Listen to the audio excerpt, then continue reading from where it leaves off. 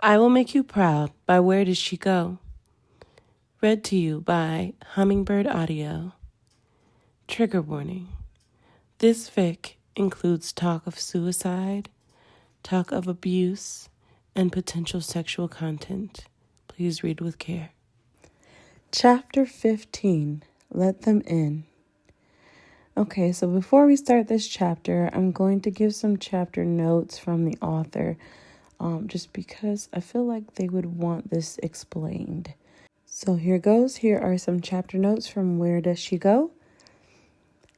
Chapter notes. Again, I am so grateful to everyone who has read, subscribed, and commented. It really does make my day.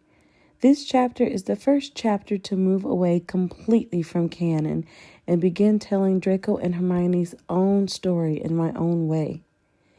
As it is fanfic, I have made it so that Harry is not a Horcrux in this story, but he is still important to Voldemort as the boy who lived.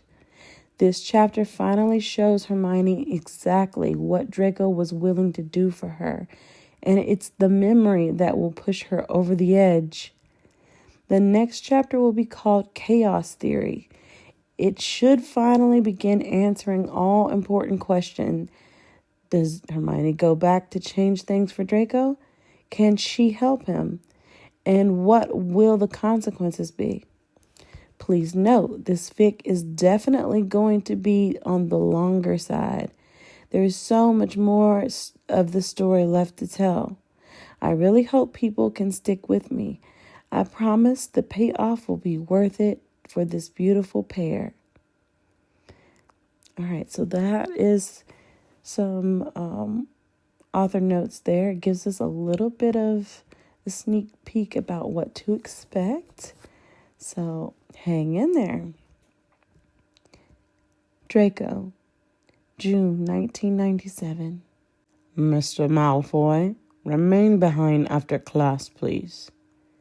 It wasn't a question. Draco looked up from his amortentia brew and nodded to Snape. Yes, Professor.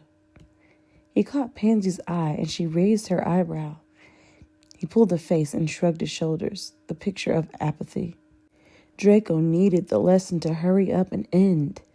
The smell of the potion was a problem. He was having to breathe in through his mouth so as not to catch any sort of honeysuckle or fire whiskey scent. It was making him think of things that weren't appropriate for potions class. The knowledge that Granger was just behind him made it so hard to ignore her. He kept his eyes resolutely forward and was relieved to finally bottle the potion, although he could still smell the honeysuckle in the air. When the bell went and everyone began filing out, Draco hung back, rolling his eyes at Pansy as she left, sticking out his foot to trip Neville Longbottom for good measure. Finally, the last student had left, and the classroom was empty. Draco gladly moved away from his cauldron. He looked at Snape and waited. Snape stood, his black hair tucked behind his ears, looking down his long, hooked nose, surveying him silently. Draco thought about how they were similar, he and Snape, hiding any sort of heart behind a black, heavy facade, ensuring that cruelty and spite were the only thing the world saw of them. How are you, Draco? Are your scars healing? Snape drawled eventually. I'm fine, Professor. Thank you. He didn't have the energy to discuss his pain with Snape. It wouldn't change anything. Snape knew, though. He raised an eyebrow. I will give you more Merklap to take with you. Please use it, Draco. Draco could barely look him in the eye. He hated how vulnerable he'd been in front of him, hated how much he owed him, how much he craved the care he gave him. He didn't want to need anyone. He decided after the Sectum Sempra incident, he'd had enough of being weak. There were more difficult times to come. How's the vanishing cabinet coming along? I think I fixed it, So you know what this means. I do. Are you ready? I am. You need to let Voldemort know. He is becoming impatient. Then you must prepare yourself, Draco. This will be a pivotal moment in your life. I hope you are aware that you will not be able to return to Hogwarts, no matter what happens. Draco felt as though Snape had punched him. He felt all air leave his lungs at once. He couldn't move, couldn't say anything. He just blinked at him as he tried to take in the gravity of what he was saying. Snape looked at him incredulous. Draco, your peers will know you have taken the mark. You are a Death Eater. Surely you know this. For both of us, the night you choose will be the end of one part of our lives and the beginning of another. Dumbledore is a hugely influential, powerful wizard. For you to bring about his end, there will be no coming back. He will set in motion a chain of events much bigger than you or I. Voldemort's return. Draco felt the guilt and horror of his actions seize at his heart. He badly wished for a way out, to stop things. He felt so overwhelmed, so alone. He knew this was only the start. Voldemort had been gathering strength, increasing his forces for months. If he didn't do what Voldemort wanted, he would kill him. No one would care about him, and then no one would care about Granger. They were all so focused on Potter. She would be dispensable. Draco realized that there would be no more Hogwarts for him. No more nights in the common room with his friends. No more Great Hall. No more Quidditch. No more parties. Nothing. He would likely never see Granger again. He would be back at the manor full time. He had to give it all up so that he could keep her safe. Draco didn't even feel the panic attack coming on. One minute he was stood, and the next he had stumbled, his chest contracting, unable to take a full breath, his head spinning. Snape was crouched next to him, murmuring comforting words, a hand on his shoulder. He began to see black spots. He was going to pass out, he realized. A few moments later, Draco woke up. He was on the floor of the potions classroom. Snape had renovated him and was now bending down, offering a vial of pepper-up. He took it, snatching it angrily out of Snape's hand. Why was he always laying on his back? He sat up and swallowed the potion. Draco ran a hand through his hair as he forced himself to face his new reality. Could I please just have one more week? He asked Snape. Maybe just don't tell them it's ready. Snape looked at him pityingly. Of course, Draco. 1 week. No more. Thank you, Professor. He left the classroom and walked down the halls, looking around him as if seeing Hogwarts for the first time. He had always loved it here, but now he thought again about how much he really truly loved it. Hogwarts was more of a home to him than the manor had ever been. He had waited his whole life to get here, and now it was over. His life was only going in one direction, the direction his father had planned out when he was 6. There had never been any hope for him. There was never going to be any other outcome. Draco headed back to the Slytherin dormitory. He needed to be with his friends. He sat amongst them and looked around. Crabbe and Goyle were sitting on the floor, practicing their transfiguration failing miserably to turn goblets of water into butterbeer. Pansy and Theo were cuddled up on the sofa, their legs intertwined, talking in low voices. Blaze was dancing around, pretending to be a muggle boxer, telling them all about someone he had heard of called Muhammad Ali. He was going on about float like a butterfly, sting like a bee. Draco was irritated with him, especially when he began shadowboxing in Draco's face. Come on, Malfoy, he teased. Punch me. You know you want to. Draco felt a flash of anger then. He almost did punch him. Didn't Blaze realize it was the end of the world? He stopped himself at the last second. Blaze wasn't to know. This wasn't how he wanted them to remember him.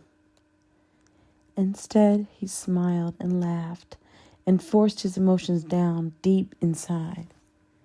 He wanted one more week of being 17, of just being a boy who went to school, not a soldier, not a Death Eater. He wanted to pretend he was like them. Draco spent the next week doing everything that gave him any sort of pleasure. He made himself force down all the foods he loved that he could only get at Hogwarts, even though he wasn't hungry. He stared at Granger openly. Potter wasn't around, and Weasley was clueless. He thought she'd notice. He saw her cheeks burn a few times, but he made sure to return her looks of disgust when their eyes met, just so he didn't creep her out. He spent all his time with his friends, convincing them to miss lessons, to go and lay by the Black Lake instead, laughing and swigging from a bottle of fire whiskey. None of them ever asked why he suddenly stopped caring so much about his grades, about learning. They all just went with it, and Draco was grateful for that. Theo watched him closely, chewing his lip, concern heavy in his blue eyes. But he didn't ask, and Draco didn't tell him anything. He didn't want to put that on Theo's shoulders. It was safer that way. He managed to teach Theo basic occlumency, but it wouldn't be enough against Voldemort. He knew that, and so did Theo. Draco also made the most of the girls. They didn't seem to mind that he barely spoke to them afterwards, that he was rough, rushed. He knew they probably wanted more from him, wanted intimacy, but he didn't have it in him. He just wanted to come, quick and dirty, as often as possible before he went back to the dark, lonely halls of the manor. He'd been standing in one of the darkened hallways late one evening. His trousers were around his knees, and he was holding his robes up as a Slytherin girl. He thought her name was Astoria, had knelt in front of him, her mouth full of him, as he gripped her hair in his other hand and closed his eyes, thinking of Granger, when he suddenly heard a sharp intake of breath. His eyes flew open and he saw her. Granger stood there, her face a horrified mask of embarrassment. She'd been on prefect duty.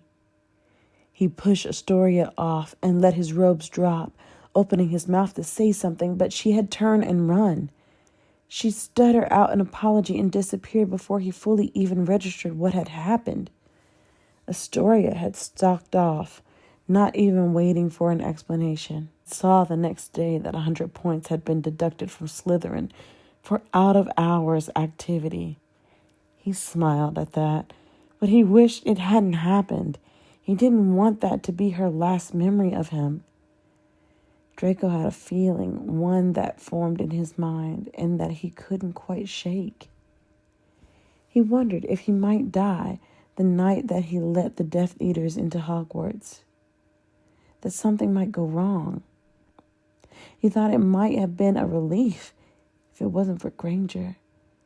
Even if he didn't die, he knew a part of him was going to. He was going to lose everything he loved. Every night, he'd go to bed and he'd work on his occlusion. He'd mentally prepare as he forced himself to come to terms with his fate. By the time Snape asked him to stay behind again, he was ready. He'd made his peace with it.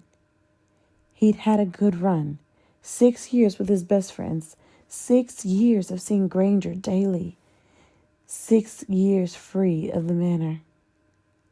He was lucky, really, he told himself. Draco was ready. He was going to make them all proud. Hermione, June 2006. It was an awkward walk back for Hermione and Harry from St. Mungo's. Hermione didn't know what to say. She couldn't stop shaking, her adrenaline still running high.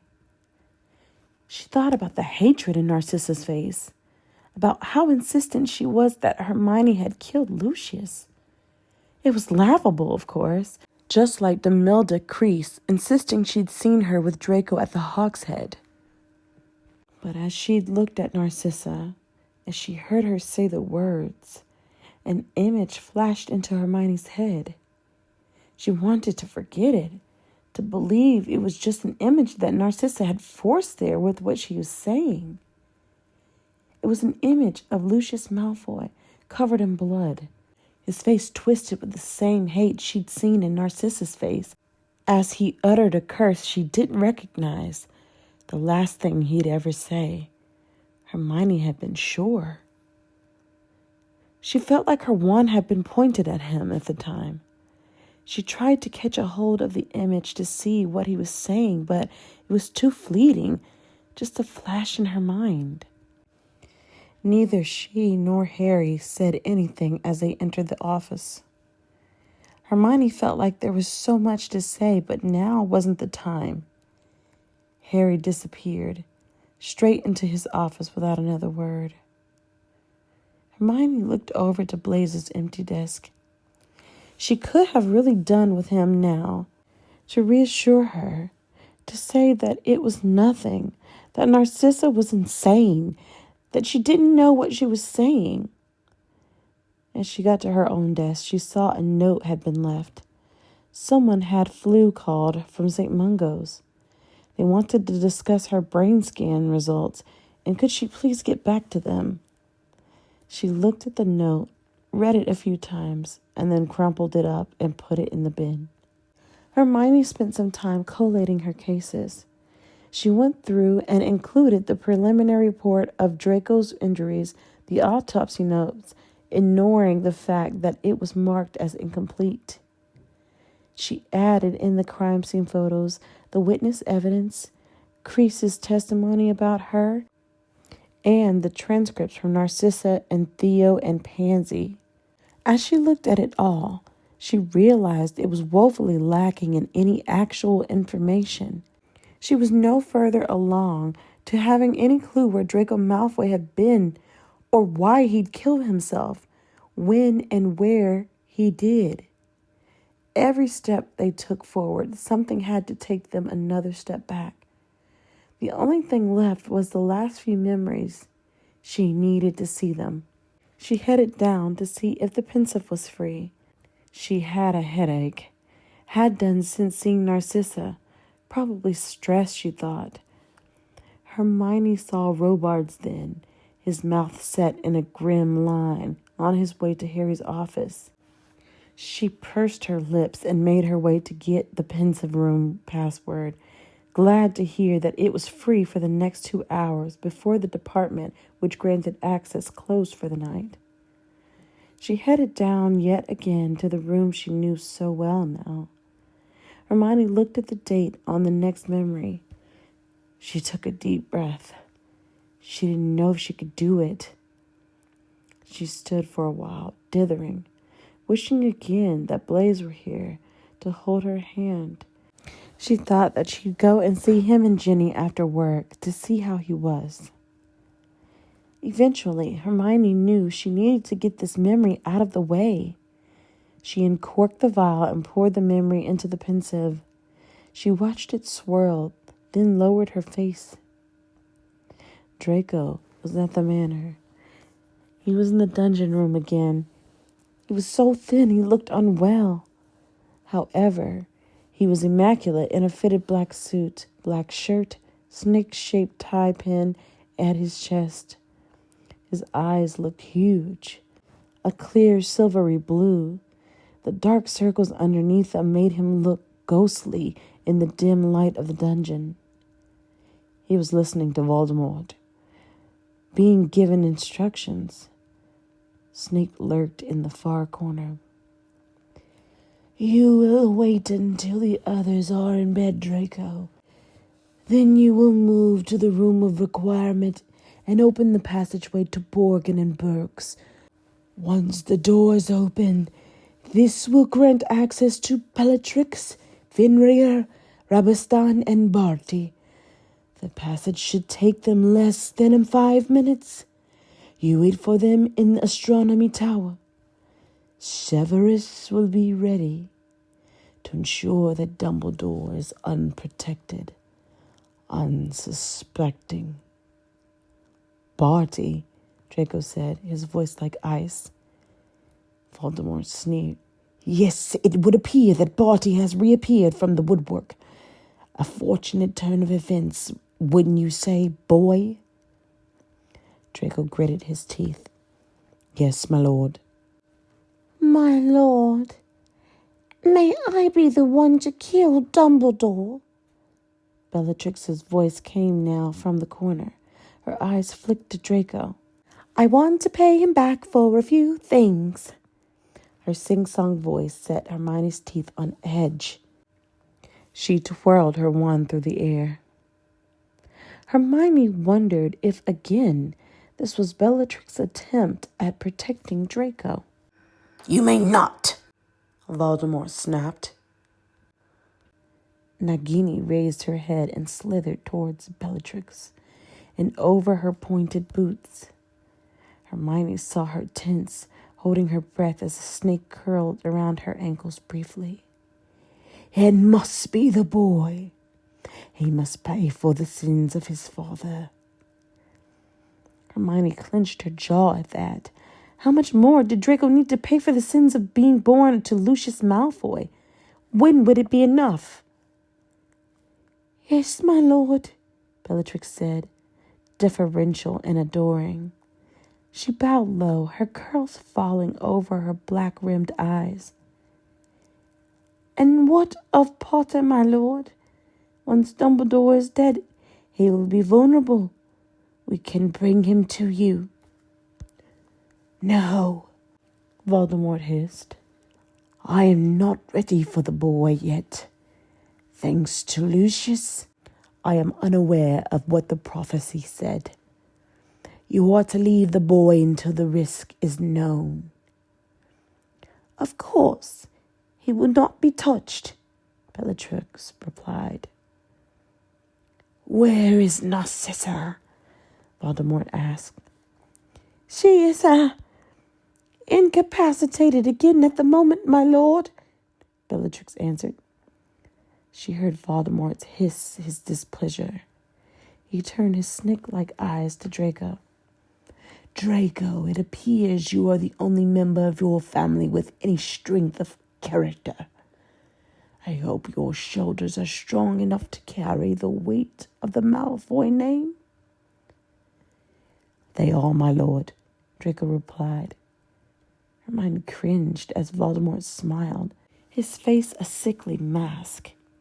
He beckoned Draco to him then, one crooked finger, the blackened nail long and pointed. Draco moved closer. "Come here, Draco." Voldemort kept beckoning until Draco bent over him. Hermione's stomach twisted as she watched Voldemort pull Draco's face close to his own and plant his foul lips on Draco's cheek, tenderly.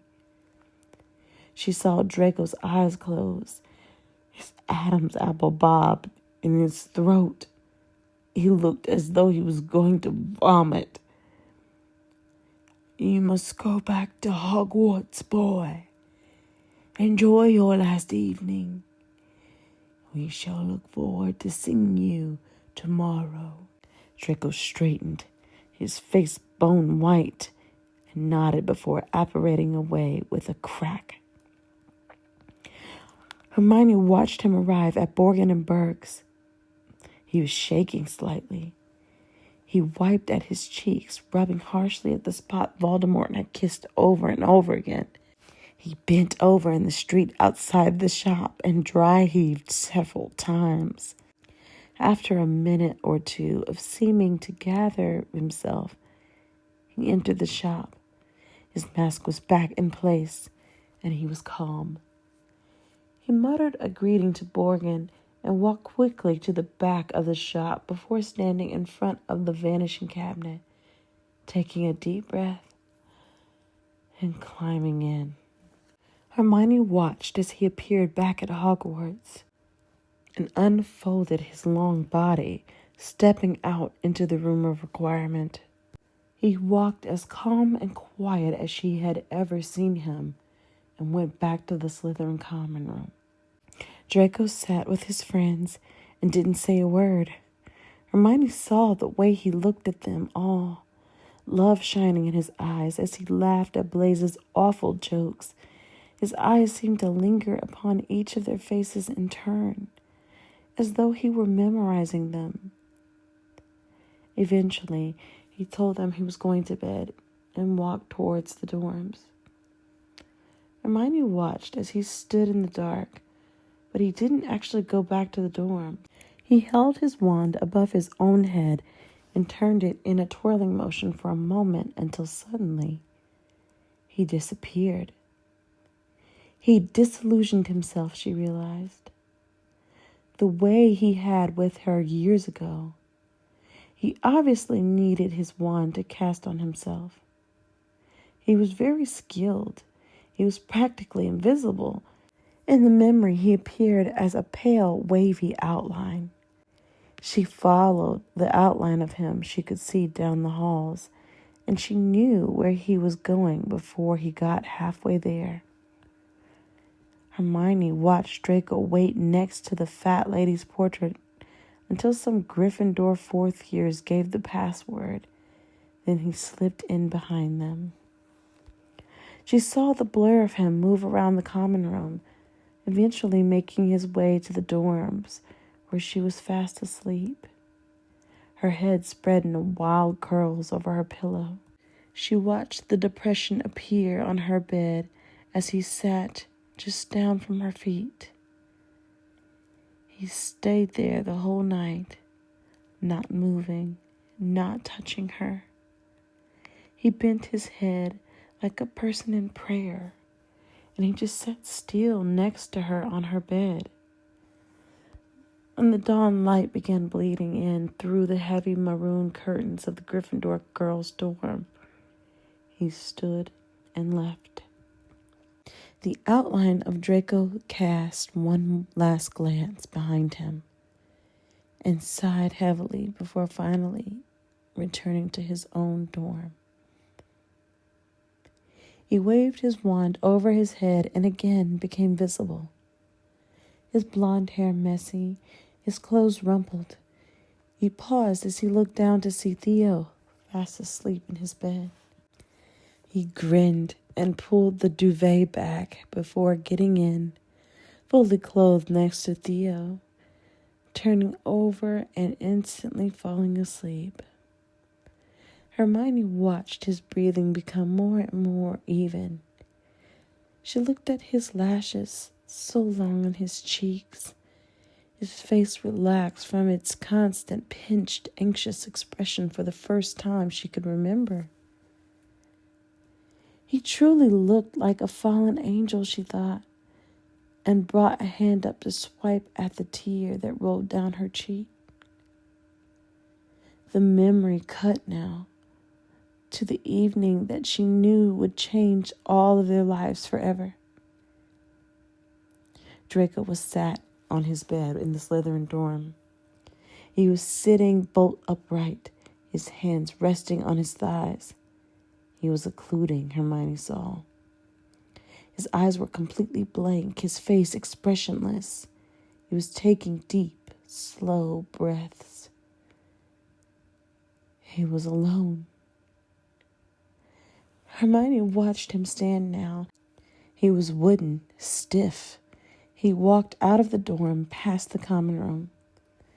Draco disillusioned himself again and walked through the school silently like a cat until he reached the blank wall she knew held the room of requirement. He stood at the wall and closed his eyes, waiting. Then the door appeared. He slipped inside, coming into view again. He walked to the cabinet and just stood for a moment.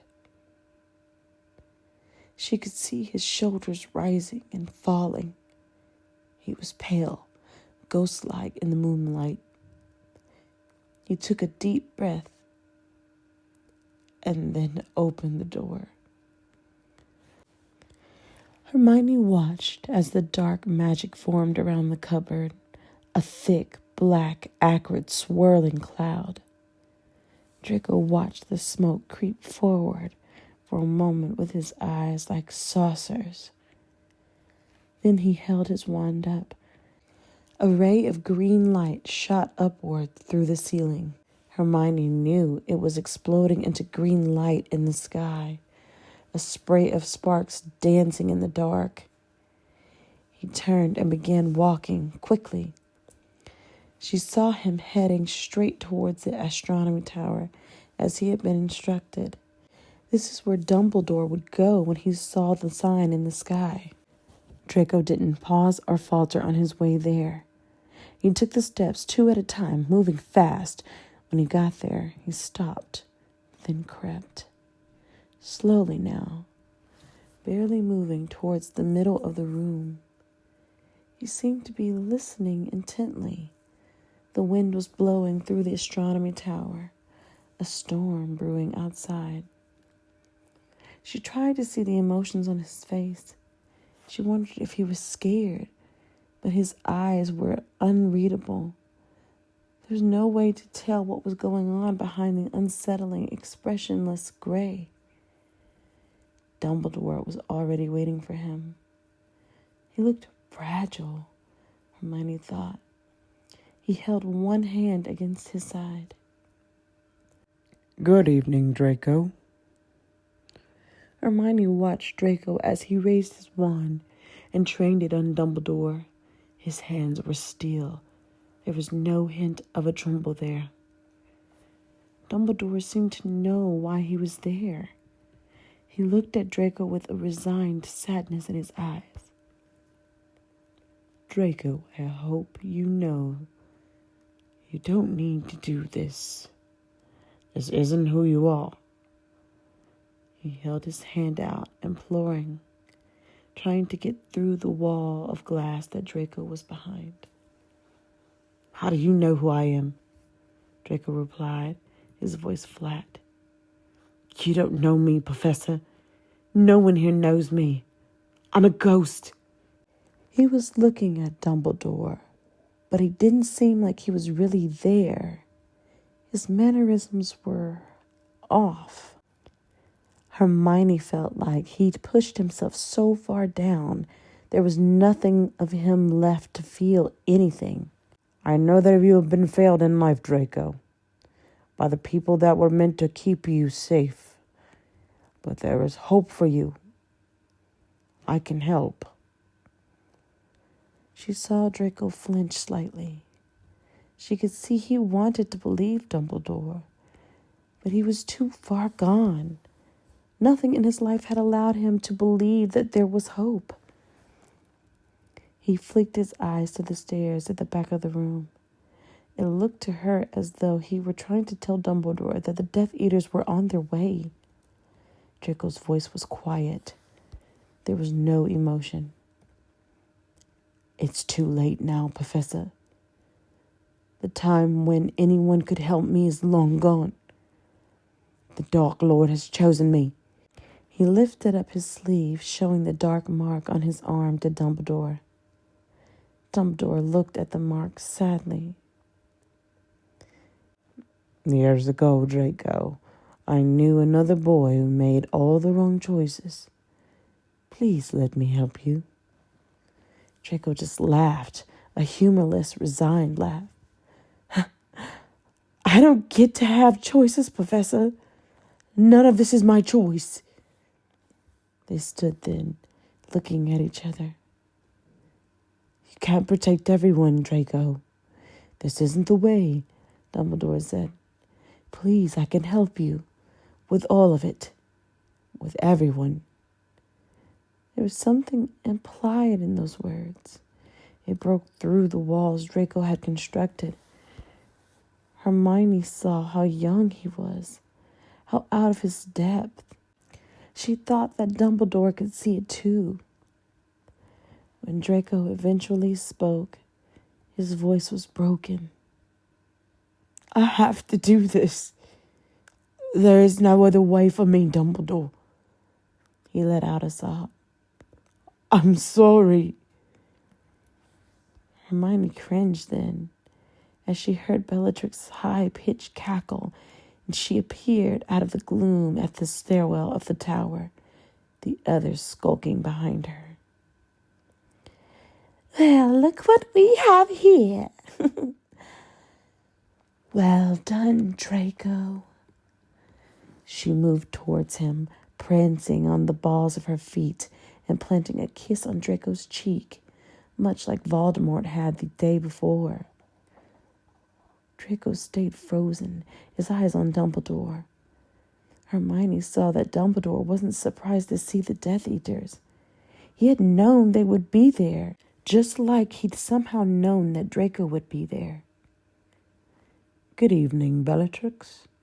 I think introductions are called for, Dumbledore said in his usual measured tone, looking behind her to the others lurking in the shadows.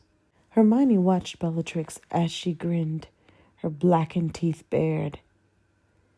Love to, Albus, but I'm afraid we're on a bit of a tight schedule. She looked utterly unhinged as she stalked back to Draco. Her hair trailed across his neck as she leant in close to his face. Draco kept his wand trained on Dumbledore, but the tip of it shook as she put her mouth close to Draco's ears, her dry lips moving across his skin as she hissed. Do it, Draco! Greyback came into view, his back hunched, teeth glittering in the moonlight, coming through into the astronomy tower. He doesn't have the stomach, just like his father. Let me finish him on my own. No, Bellatrix shrieked. The Dark Lord was clear. The boy is to do it. This is your moment. Do it.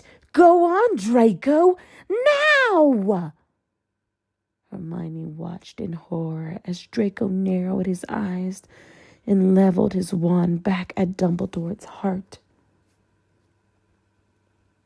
Bellatrix giggled as she danced from foot to foot, her eyes wild. Draco raised his wand. The Death Eaters encroached. Barty, Bellatrix snapped. Go fetch the mudblood. We're almost done here. Draco, now! Bellatrix screamed again. Crouch moved from the shadows, a sly smile on his face, his footsteps clattering as he ran down the stairwell. Draco flinched and glanced again to the stairwell. The dull gray of his eyes was suddenly replaced with a bright, terrible fear. Do it, Draco! Do it now! Hermione watched in shock as Draco suddenly whirled around, his wand no longer pointed at Dumbledore, but at Bellatrix. Bellatrix drew her wand, her eyes widening as she realized what was happening. Everyone in the room seemed to move in slow motion as Bellatrix looked behind him and she shot a blast of green light towards Dumbledore. Avada Kedavra! The word left her lips in a manic shriek. Draco looked around, just a slight turn of his head. Then he shot his hands out as Lestrange and Greyback lunged at him. Everything seemed to stop, to move in slow motion. Draco stood in the middle of the astronomy tower. All three Death Eaters stood in front of him, and in that moment, he looked so young, so frail, like a sacrificial lamb. Dumbledore stumbled back, his eyes gone blank. His back hit the railing behind him, and he fell backwards. His limp bodies sailing through the air. Hermione put her hands over her ears so she didn't need to hear the sound of his body hit the floor. Then there was another sound, a huge thud, deep sound like a bomb going off underwater. The whole tower appeared to shudder. They all fell to the ground with the force of it, everyone except Draco. His eyes were ablaze now, no longer cloudy as he stared into Bellatrix's face, looking down at her. The change in his expression was terrifying. Hermione looked at him, and she felt like she'd never seen him before. Bellatrix, Greyback, Lestrange were frozen. Their eyes went blank. They stood suspended like marionettes as the teenage boy in the middle of the room lifted his arms up. His eyes rolled in the back of his head, and his arms came down again. They all fell to the ground, their bodies limp, all life extinguished from them in seconds. The whole tower began to shake. The beams and the ceilings began to creak, then to splinter. There was a groaning sound as huge pieces of wood began falling around them. The tower was collapsing. Draco stood in the middle of it. He didn't move. His face wasn't his own. He looked like a monster then. The mask had slipped and revealed pure, unchecked rage. His wand slipped from his fingers with a clatter. Draco had snapped, Hermione thought. Years of torture and abuse had created the boy that stood there now, with nothing but fury in his eyes. He was a child, she thought. At this point, he was still a child, one who had lived through hell, and he had lost control. It was too much for him. Draco, enough! Snape's voice cut through the chaos. Hermione saw Snape suddenly emerge from the shadows. What have you done?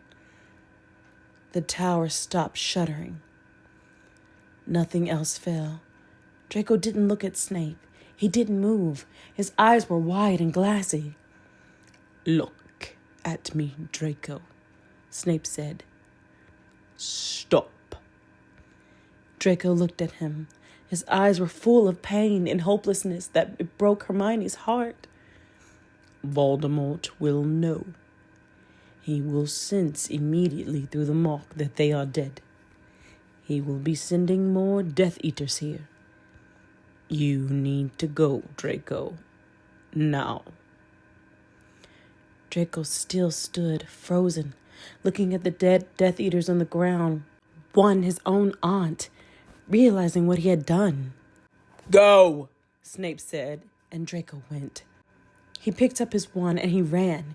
He sprinted out of the astronomy tower and down the stairs. There were students streaming through the corridors, the green skull in the sky, and then the noise of the tower as the building had shifted had led teachers to begin moving them to safety. People were panicking.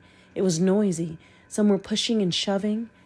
The wave of students all moved one way, and in the middle of them, Draco Malfoy moved in another. He was frantic, pushing against the moving tide of people. He whipped his head back and forth through the crowd. He appeared to be searching. McGonagall caught sight of him. Mr. Malfoy, come back, please. He didn't slow. He was going for the Gryffindor dormitory, where Hermione knew she had been.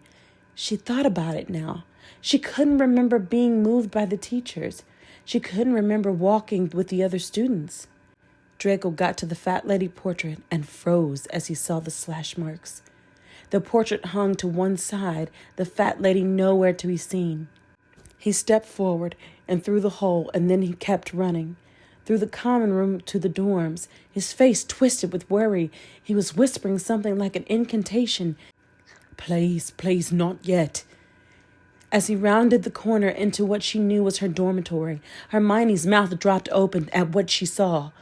She felt sick. Her heart stuttered. She was still there, lying in the dormitory, unconscious on the bed. She had clearly been stupefied. She was in her pajamas. Her legs were bare, her vest top barely covering her. She was flat on the bed, her arms and legs limp, her eyes open. Barty Crouch was leaning over her, leering, his tongue flickering out near her face as he smiled. his hands moving over her. He looked up as Draco approached, his wand instantly in his hand, pointed at Draco. Expelliarmus! Draco was too fast for him. Malfoy, you little shit! Crouch roared as his wand landed in Draco's open palm. Voldemort will kill you if you interfere with this, Malfoy. He wants the mudblood. He's waited long enough. Draco stalked towards him. He put Crouch's wand into his pocket and trained his own wand on Crouch's chest. His eyes kept flickering to her, lying on the bed. Crouch snarled at Draco. What are you gonna do, pup? He asked, licking his lips. If the Dark Lord doesn't get the mudblood, it will be your head. He will destroy you.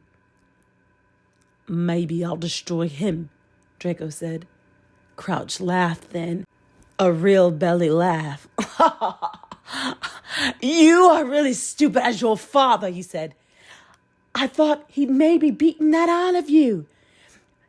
But he must have gone too easy on you. You're still stupid little shit. You won't get away with this, Mal. He didn't finish the words, as Draco held his other hand out, palm up. Crouch suddenly began rising from the floor. His back bent backwards, and he screamed in agony as Draco began closing his fingers into a claw position. The more Draco clawed his fingers, the more Crouch's back kept bending, further than it could go. Crouch screamed and screamed as his limbs suddenly bent at awkward angles in ways they were not meant to go. Hermione heard his bones snap like twigs. Stop saying I'm like my father, Draco said, his voice cold. He kept Crouch suspended there for a moment, then let him drop from the ceiling. Hermione heard the sound of Crouch's bones crunching as he fell. He was barely conscious as Draco stepped forward. He whimpered on the floor. He'd pissed himself, and it leaked out from underneath him. Draco sneered down at him, hate in his eyes. He pointed his wand at Crouch's forehead. His voice was eerily calm, detached. Avada Kedavra. The words were soft. As soon as Crouch fell, Draco ran towards the bed. She watched as he ran his eyes over her, checking her, she knew, to see what Crouch had done to her. The worry on his face as he looked was palpable. He checked every inch of her body. Eventually, he seemed satisfied that Crouch hadn't had time to do anything to her. He squeezed his eyes shut and brushed her hair gently back from her face. Then Draco cast a shield over both of them, and she watched as he gently scooped her up and began running again with her in his arms as though she weighed nothing. He carried her out of the portrait hall and stood in the corridor, seemingly unsure of what to do. Hermione heard the distant sound of shouting, running feet. There was suddenly a loud bang, and the main doors to Hogwarts just down the corridor from where they were burst open, the wood splintering, metal twisting. Death Eaters began pouring in, their masks in place, robes swirling. There were so many that just watching it made Hermione's blood run cold. They immediately began running and spread out, swarming through the school. Hermione heard the screams start. The curses began flying. No, Draco said the words softly under his breath. No, no, no. Hermione saw the fear in Draco's face. He was frantic. He took out his wand, disillusioned them both, and ran. Trying to dodge the people running through the halls, he moved down into the stairwell and waited. She could see his outline, hear his breath coming in heavy pants. Draco looked both ways down the corridor and then seemed to come to a decision. He began moving again, a different way, lower down into the school. He followed the staircase down to the lower floor, back where the dormitories were, and once he got to where there was no one in sight, he lay her gently on the ground. He looked down at her face, watching her chest move up and down. He suddenly whipped his head up at the sound of shouting and running footsteps towards them. He swore softly. Hermione recognized Corbin Yaxley at the front of the band of Death Eaters as they marched towards them. Draco quickly picked her up. She could see the wavy outline of her hair hanging over his arm. He shrank back into the corner. The Death Eaters passed by their disillusioned forms without a pause. Hermione watched in horror as they moved through the corridors, sending curses into every room they passed. She heard screaming come from some of the rooms, dull thuds as the curses hit. Some students fought, sending their own spells back. The school was a war zone. Draco started moving again. Hermione jumped as she saw someone suddenly appear from the doorway of a room ahead, walking quickly towards them. Snape. He was looking around, his wand out in front of him. He stopped then, just in front of Draco, who had paused. They were less than a meter from each other. She watched as Draco bled into view. He was sweating, his face pale and eyes wide. She lay unconscious in his arms. He gathered her close to him, defensively, her neck bent over one arm, her legs hanging limply over the other as Snape looked at him in horror. Crouch had her. She's stupefied, Draco said, his breath panting out of him. He whipped his head back and forth, looking around, his face desperate. I don't know where to take her that's safe, he said. What can I do? Snape looked at Draco, his own face a picture of anxiety. They are looking for her. Voldemort has told them to bring her to them. You'll need to take Miss Granger to her friends, to Minerva. You can't be found with her. By either side, Draco. It will be a death sentence. A sudden explosion rocked the corridor, and both Snape and Draco cringed, rubble falling down onto their heads. I don't care what happens to me, Draco said. I just need to keep her safe. Please, help me. Snape looked up and down the corridor. He was panicked. Get her to Minerva, Snape said. I'll hold him off as best I can. Be careful, Draco. She saw Draco nod. He set his jaw and rearranged her in his arms slightly.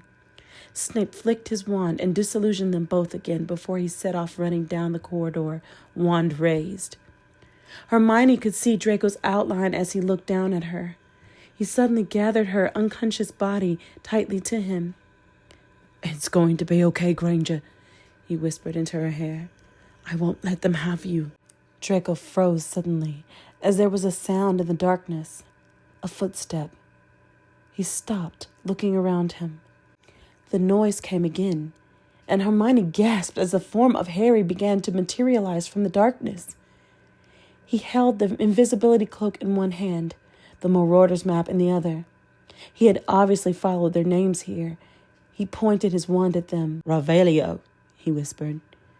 Draco didn't say anything. He couldn't fight with her in his arms. He just looked at Harry. He held her tightly to him and began backing away.